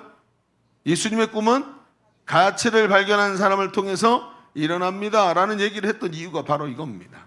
밭의 보화를 발견한 그 사람이 그 밭 전체를 사는 겁니다. 제자 삼는 세계 비전의 가치를 깨달은 사람이 그 일을 위해서 자신의 삶을 던지는 겁니다. 예수님은 그 한 사람의 제자를 통해 지금도 예수님의 꿈을 이루어가기를 원하신다는 거예요. 그런데 이 말씀을 쭉 준비하다 보면서 제가 이런 생각이 드는 거예요. 야, 김성곤 목사님이 그런 사람을 보면서 그런 그림을 그리고 그런 사람을 세워야 된다고 생각했다면 좀 우리한테 문제가 있다. 왜? 난 단 한 번도 제자의 삶을 실제로 본 적도 없고 같이 옆에서 살아본 적도 없어요. 김 목사님은 내 4년을 거기서 그분한테 배웠다고 하죠. 그런데 이렇게 사는 게 맞다, 이렇게 하는 게 맞다라고 저도 지금 말하고 있지만 책에서는 봤는데 이렇게 사는 사람을 제가 거기서 훈련 받은 적도 없고 본 적도 없는 거예요. 물론 저도 제 두 날개에서 훈련 받았습니다만 우리한테 그런 모델이 부족한 거죠. 우리의 핸디캡은 모델이 부족하다는 거예요. 무슨 얘기냐면 호랑이를 봐야 고양이라도 그리는데 고양이도 본 적이 없는데 호랑이를 어떻게 그리겠는가 하는 생각이 드는 거예요. 그러고 보니까 그런 생각이 드는 거예요. 아, 이 참 큰 문제다. 해도 힘든 이유가 이런 건가 하는 생각이 드는 거예요. 부정적인 생각이 막 다가오는 거예요. 그런데 오늘 이 말씀을 준비하면서 좀 더 깊이 있는 내용이 하나가 더 보이는 거예요. 그게 아니었구나. 그런 게 아니었구나 하면서 내가 보지 못했고 경험하지 못했다고 해서 못하는 게 아니구나 하는 생각이 드는 거예요. 왜 그러냐? 오늘 둘째 얘기에서 조금만 더 이야기를 펼쳐봅시다. 그래요. 자, 두 번째 이렇게 한번 써보세요. 오늘도 여전히 꿈이 겨자씨 한 알에 있는 것을 보아야 합니다.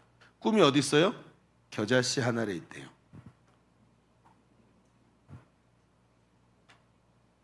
자, 겨자씨 한 알에 있다. 이게 무슨 얘기일까? 자, 여러분 지금까지 잘 이해가 되죠? Are you with me?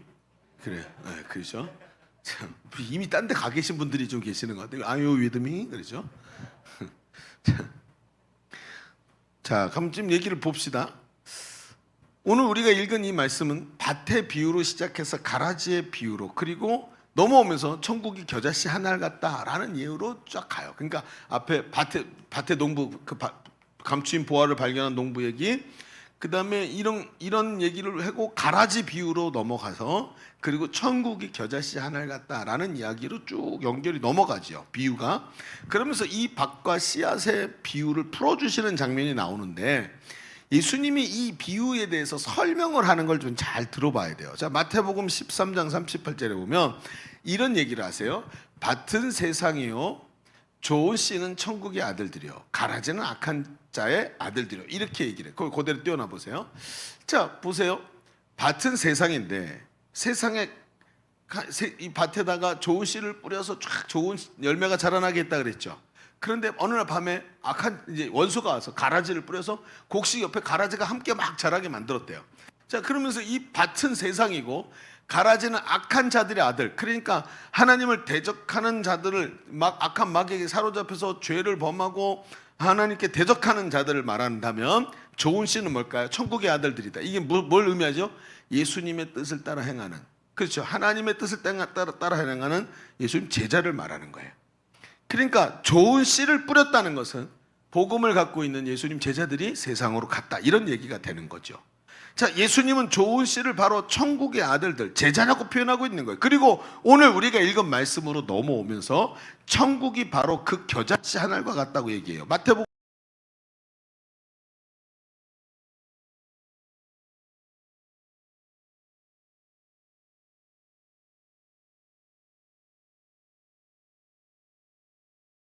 가지고 있는 바로 여러분이 씨앗인데 이 씨앗을 심어 놓은 게 천국과 같대요. 이 씨는 겨자씨 알아요? 여러분 본 적 있어요? 겨자씨? 저는 겨자씨를 본 적이 있어요.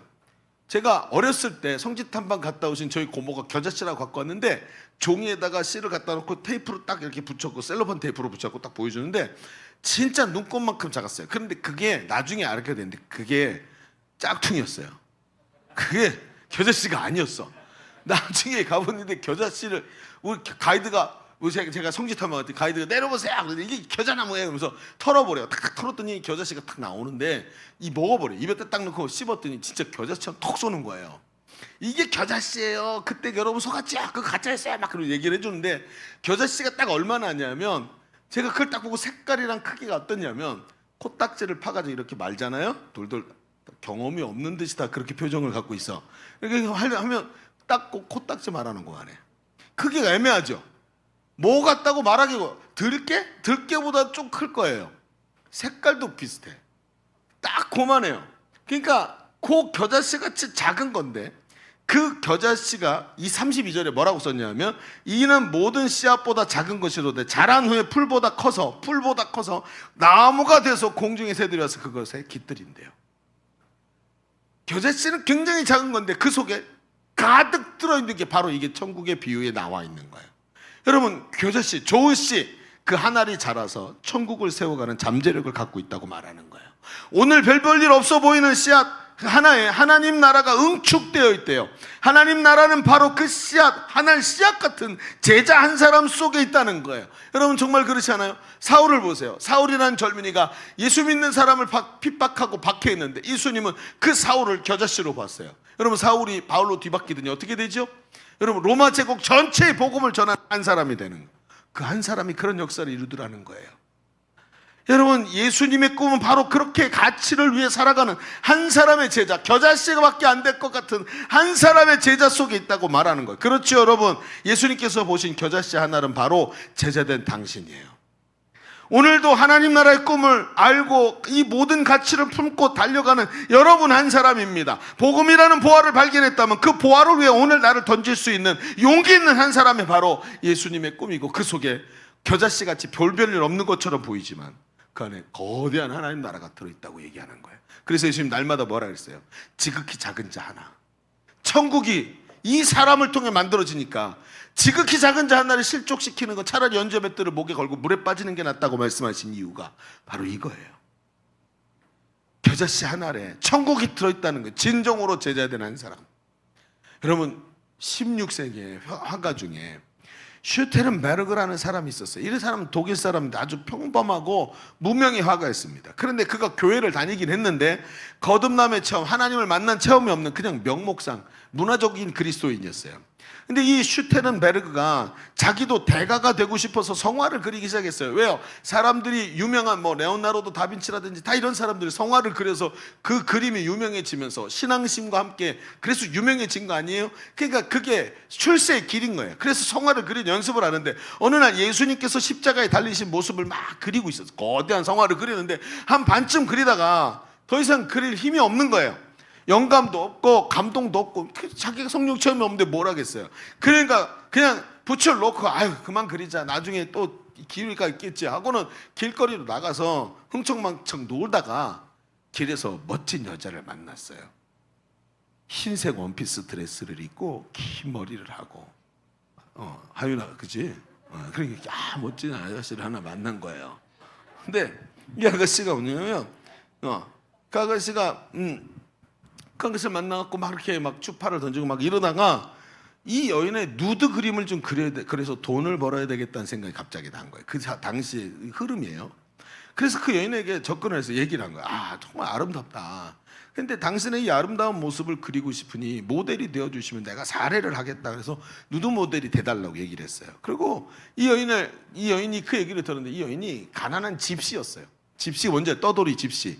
그 집시였기 때문에 이 돈이 부족하니까 흔쾌히 승낙을 하고 그리고 그림을 그리기로 한 거예요. 화실로 데려가서 그 연의 나체 모습을 막 그리기 시작했어요. 그리고 이제 움직이면 안 되잖아요. 그러니까 계속 앉아갖고 이렇게 한쪽으로 응시하는데 그 응시하는데 뭐가 있었냐면 그림이 하나 있었어요.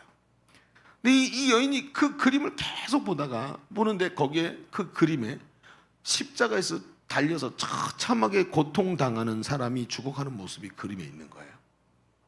이 여인은 이런 이야기를 처음 들은 거예요. 본 적도 없고 들은 적도 없고 문맹이니까 읽은 적도 없는 거예요. 그러면서 이 여인이 가만히 보다가 물어봤어요. 저기요, 저기 저 그림에 벌거벗긴 채 저 십자가에 저토록 처참히 고통당하는 저 사람은 큰 죄를 지은 모양이죠. 얼마나 큰 죄를 지었기에 저렇게 혹독한 형벌을 받고 있을까요? 그랬더니 이 슈테른베르그가 자기가 교회에서 들은 대로 설명을 했어요. 아니요, 그 사람은 하나님의 아들이세요. 의로운 사람이에요. 그런데 우리를 단지 우리의 죄를 구원하기 위해서 자기가 대신 내 죄를 지고 십자가에 못 박혀 내 대신 돌아가시는 모습이에요. 그러자 이 집시 아가씨가 물었어요. 놀라면서 묻는 거예요. 선생님, 그러면 저는 저분을 모르는데 저분이 내 죄를 위해서도 저분이 십자가에 대신 죽으신 건가요? 네, 그렇죠. 그렇죠. 아, 그러면 선생님의 죄도 저분이 다 담당하신 건가요? 네, 그렇죠. 여자가 말해요. 아, 참 고마운 분이시군요 하면서 딱 침묵이 이러는데 이 여자의 눈에서 눈물이 흐르기 시작해요. 나는 저분을 몰랐는데 저분은 나를 위해서 죽으셨다고요? 그러면서 눈물이 흐르면서 이렇게 말해요. 내가 저분을 위해서 무엇을 해야 될까요? 하면서 눈물을 흘리는 거예요. 그러니까 이 슈텐베르그가 그 얘기를 듣고 가까운 교회 나가서 예수를 믿으세요. 하나님 자녀가 되세요. 이렇게 얘기를 하고 그 아저씨가 그렇게 하겠다고 얘기를 하고 다 일이 마무리되고 이제 헤어졌어요.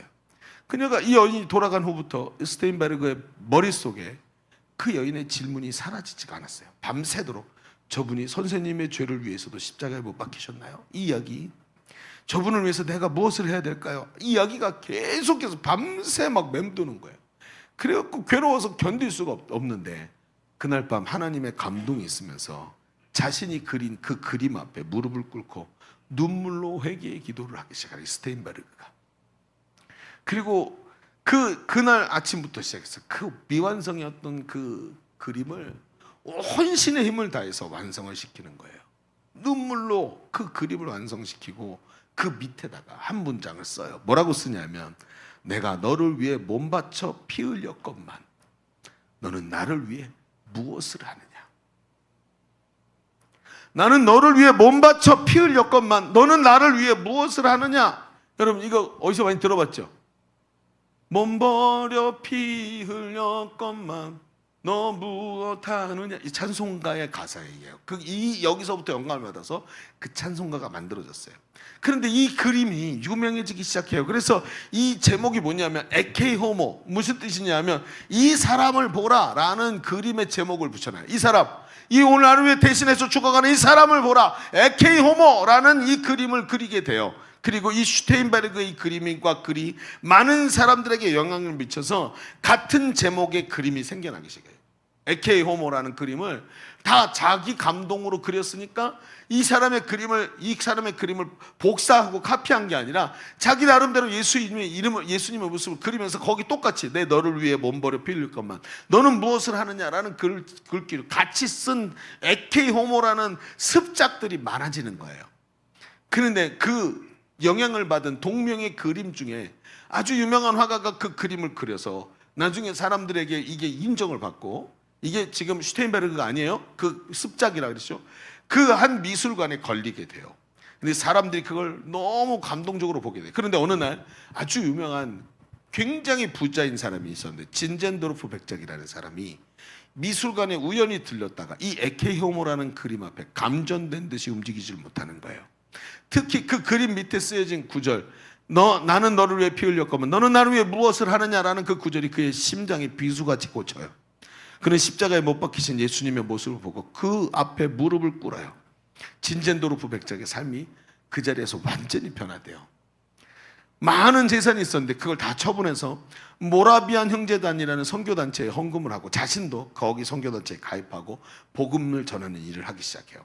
그 모라비안 형제단은 그 많은 돈으로 뭘 했냐면 아메리카 대륙에 가서 복음을 전하기 위해서 많은 일을 하고 선교사들을 파송했는데 어느 날 그 아메리카에 가서 복음을 전하고 돌아오던 배에서 2명의 이 모라비안 형제단 이 선교사가 같이 탔는데 그 배가 폭풍을 만나게 돼요.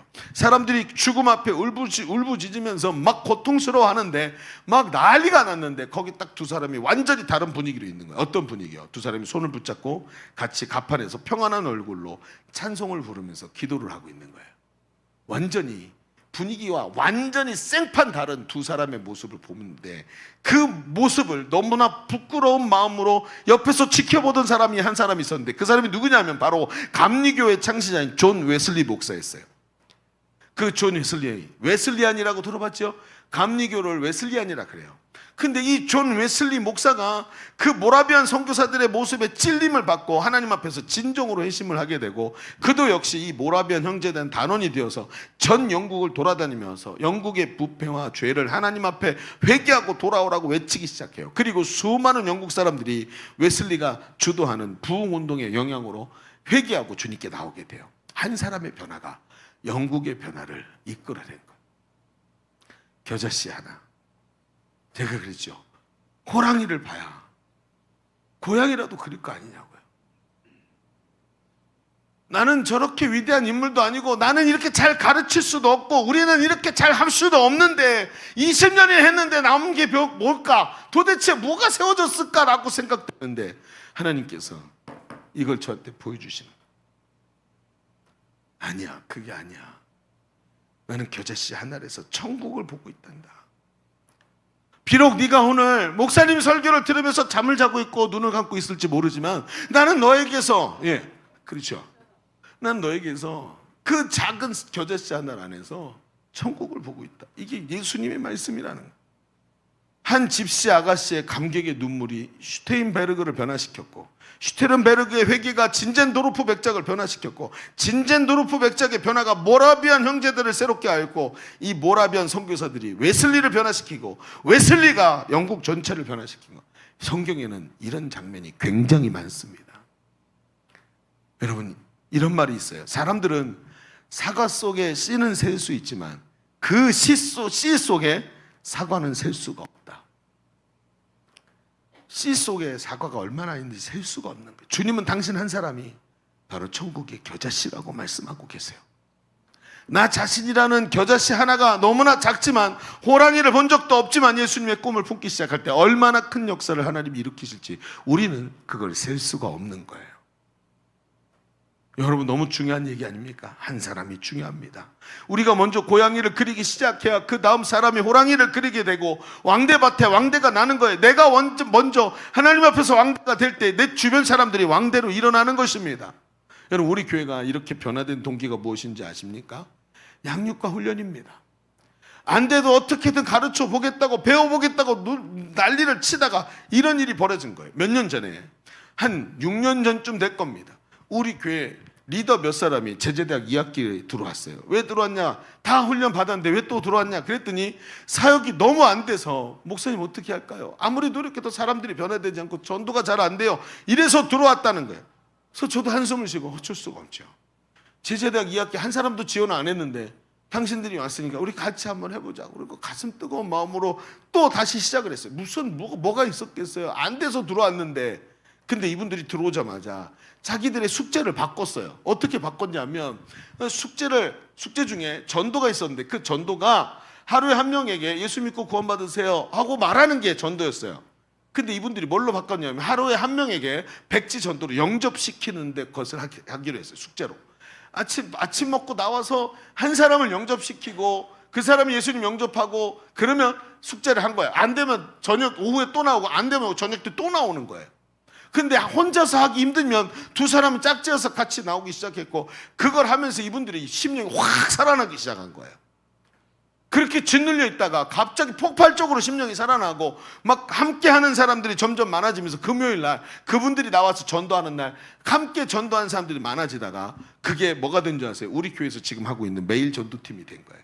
아침마다 여러분 전도 사역자들하고 전도하기를 원하는 사람들하고 전도 간사님들 다 나와서 하루 아침마다 1시간씩 기도하고 그리고 나가서 오전 내내 전도합니다. 백지전도로 수많은 사람을 전도했습니다. 심지어 역곡에 나가잖아요. 동네 사람들이 그분들의 얼굴을 모르는 사람이 없어요. 할머니들은 다 알아. 기본적으로 하도 많이 해가지고 여기서 안 하고 이제 소사동 넘어가서 하고 옥길동 넘어가서 하는 이유가 그거예요. 여기서 더 이상 전도할 사람이 없어. 그 정도로 많이 했어요. 그리고 우리 교회가 이렇게 전도 열심히 하는 교회가 된 겁니다. 여러분 그거 알고 계십니까?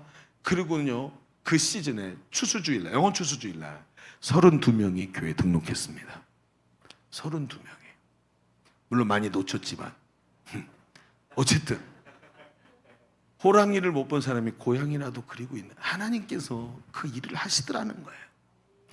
여러분 알고 있습니까? 김성곤 목사님을 충격으로 몰아넣은 그 평신도 양육 강사가 자신이 호랑이인 줄 알았을까요? 몰랐습니다. 그저 한 사람을 세우라는 예수님의 꿈을 품은 보잘것없는 겨자씨 같은 사람이지만 하나님은 그 사람을 호랑이로 세우셨습니다. 오늘 예수님은 당신을 보고 예수님의 꿈을 품은 겨자씨 하나를 되라고 얘기하고 있어요. 당신 속에 모든 게 들어있어요. 하나님 나라 가치를 깨달은 당신 속에 모든 게 들어있어요. 여러분 이제 우리 다시 시작합시다. 다시 시작하자. 왜 여러분 포기하고 명분도 없이 꿈도 없이 그러고 있습니까? 그냥 교회만 왔다 갔다 하는 게 무슨 의미가 있습니까? 오늘도 마음에 좌절이 들어와서 어느새 나도 모르게 그냥 그 자리에 머물러 있고 더 이상 어떤 높은 곳을 향해서 올라가려고 하지 않냐는 그런 모습으로 서 있어서 되겠습니까? 겨자씨가 돼야 될 거 아니에요. 똑같이 생겼다고 겨자씨입니까? 하나는 코딱지일 수 있다는 거. 겨자씨가 돼야 될 거 아니에요. 겨자씨가. 여러분 우리 시대는 정말 꿈이 없는 시대라 그랬죠. 그러나 예수님의 꿈을 품고 있는 겨자씨가 많아지면 반드시 하나님 나라 역사가 일어나는 것입니다. 우리가 예수님의 꿈을 꾸고 예수님의 꿈이 됩시다. 더 이상 그냥 주저앉아 있지 마세요. 다시 용기를 내세요. 일어나세요. 그리고 도전하세요. 저는 우리 예일교회는 아니 강승신 목사는 양육하는 목사예요. 제자 세우는 목사란 말이에요. 저는 신방을 하지 않습니다. 우리 교회는 그런 교회예요. 여기서 양육받지 않고 내 성장을 이루지 않는다면 이 설교를 들은 것 때문에 여러분은 반드시 하나님께 꾸중을 듣습니다. 양육받으십시오. 그리고 새로워지십시오. 예수님의 꿈이 되십시오. 옛날 그 자리에 머물러 있지 마세요. 왜 그 자리에 머물러 있으려고 합니까? 새로워지십시오. 도전하십시오. 일어나십시오. 아멘입니까? 주님의 꿈이 여러분이에요. 하나님 나라 가치를 깨달은 여러분, 밭에 심기운 보화를 발견한 여러분, 이번에 아웃리치 가서 그 아웃리치 현장에서 정말 뭐 사람들이 말하던 게 이거였구나 하고 발견한 여러분이 바로 그 한 사람이라는 것을 알아야 돼요. 그걸 붙잡고 오늘도 담대히 일어나는 주님의 꿈이 되는 여러분 되기를 주의 이름으로 축원합니다. 기도합시다. 오늘 말씀의 의미를 깊이 붙잡으십시오. 저는 이 설교를 여러 번 할 수 없지만 매일 하고 싶은 설교입니다. 똑같은 설교를 여러 번 할 수 없지만 이 설교가 매일 하고 싶은 설교예요. 여러분 이 말씀을 꼭 붙잡으십시오. 그리고 하나님, 나 스스로 삶을 사명을 포기하고 하나님 나 스스로 꿈꾸지 못하고 그 자리에 머물러 있던 것을 용서해 주시고 오늘도 하나님 앞에서 새로운 꿈을 꿀 수 있는 예수님의 꿈이 되게 하여 주옵소서. 하나님 나라 가치를 깨닫고 그 가치를 품은 겨자씨 하나리 되게 하여 주옵소서. 우리 같이 주님 외치고 기도합니다. 주여. 하나님 오늘도 아버지 하나님 깨닫게 하시니 감사합니다. 성령 안에서 깨닫게 하시니 감사합니다.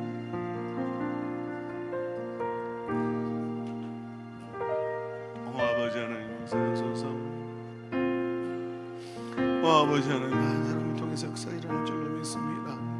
머물러 있지 말게 하시고 자잘해서 있지 말게 하시고 변화되게 하여 주옵소서. 하나님 아버지, 내가 겨자씨입니다. 하나님 역사하소서.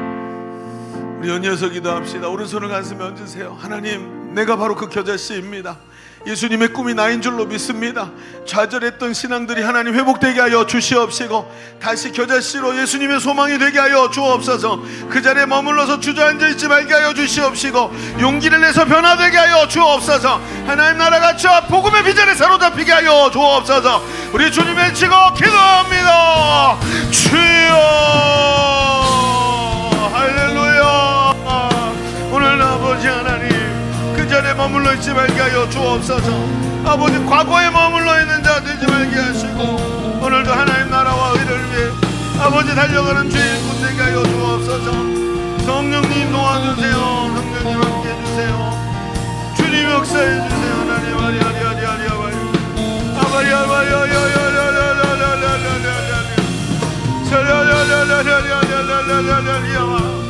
아버지 하나님, 주님 앞에서 깨닫게 하여 주옵소서. 하나님, 좌절해서 넘어져 있지 말게 하시고 일어나서 다시 도전하게 하여 주옵소서. 주님의 꿈을 보는 자가 되게 하소서. 주님의 꿈을 보는 자가 되게 하여 주옵소서. 아버지 역사하소서. 아버지 내게 주셨던 그 잊어버리지 아니하고 다시 회복되게 하여 주옵소서. 하나님, 그 부르심 앞에 서게 하소서. 그 부르심 앞에 서게 하소서. 나를 향한 주님의 꿈을 알게 하시고 내가 주님의 꿈이 되게 하소서. 오늘도 함께 하시는 주님 감사합니다. 주신 말씀 붙잡고 한 주간 동안 하나님 앞에서 말씀과 씨름하서 내 안에서 말씀이 승리하게 하여 주옵소서. 오늘도 함께 하시는 주님께 감사드리며 예수님의 이름으로 기도하옵나이다. 아멘. 우리 하나님께 감사의 박수 올려드립니다.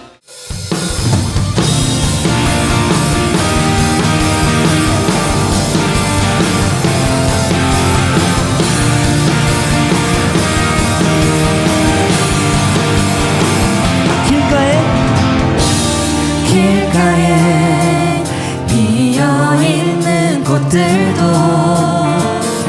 주 손길이 어루만질 쉼을 보내 모든 생명 속에 주의 사랑을 흘러 참된 의미 참된 빛을 비추네. 다시 한번 길가에 비어있는 꽃들도 주 손길이 어루만질 쉼을 보내 모든 생명 속에 주의 사랑을 흘러 참된 의미 참된 빛을 비추네. 특별한 하루가 아니어도 행복을 느낄 수 있는 것 소소한 내 삶에 함께하는 주님의 사랑 때문이죠. 작은 것에 감사하네. 참 기쁨 허락해 주시네. 신실한 주 사랑 내 삶에 가득하네. 이절로 고백합니다. 오늘도 똑같이 주어지네. 시간 속에 나는 주와 동행하네. 사랑의 음성이 내 마음에 느껴지네. 가장 귀한 주 내 안에 계시네. 할렐루야. 특별한 하루가 아니어도 행복을 느낄 수 있는 것 소소한 내 삶에 함께하는 주님의 사랑 때문이죠. 작은 것에 감사하네. 참 기쁨 허락해 주시네. 신실한 주 사랑 내 삶에 가득한 특별한 하루가 아니어도 행복을 느낄 수 있는 것 소소한 내 삶에 함께하는 주님의 사랑 때문이죠. 작은 것에 감사하네. 참 기쁨 허락해 주시네 신실한 주 사랑 내 삶에 아멘.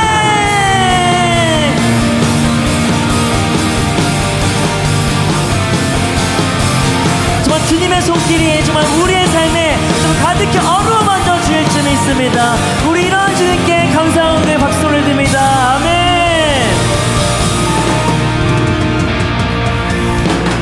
한 주간의 삶도 주님과 동행하십시오. 아멘. 우리 드려진 예물을 위해서 기도하겠습니다. 하나님 감사합니다. 이렇게 귀한 하나님 앞에 예배 올려드리면서 우리의 마음과 정성과 내 삶을 다 모아서 하나님께 예물 올려드립니다. 하나님이 나의 주인이십니다. 하나님이 나의 왕이십니다. 하나님이 예물을 받으시고 나를 다스리시는 주인으로 하나님께서 군림하여 주옵소서. 내 삶이 주의 선하신 뜻 가운데 있기를 간절히 원하오니 주의 뜻대로 이루어지게 하여 주옵소서. 드린 손길을 기억하여 주시옵시고 예문에 담긴 기도의 제목들을 주님 굽어 살피시며 하나님이 이 삶 속에 찾아가셔서 하나님의 한량없는 축복과 은혜로 함께하여 주옵소서. 한 주간의 삶도 승리하게 하시고 주님과 동행하는 아름다운 젊은이들 되게 하여 주옵소서. 이제는 우리 구주 예수 그리스도의 은혜와 아버지 하나님의 지극하시고 만극하신 사랑하심과 성령님이 내주하시고 교통하시며 함께하시는 은혜가 오늘 모여 예배하는 모든 젊은이들 머리 위에 저들의 삶과 미래 위에 주님의 몸된 교회 위에 이제로부터 영원토록 함께 있을지어다. 아멘. 우리 하나님께 큰 영광의 박수 올려드리겠습니다.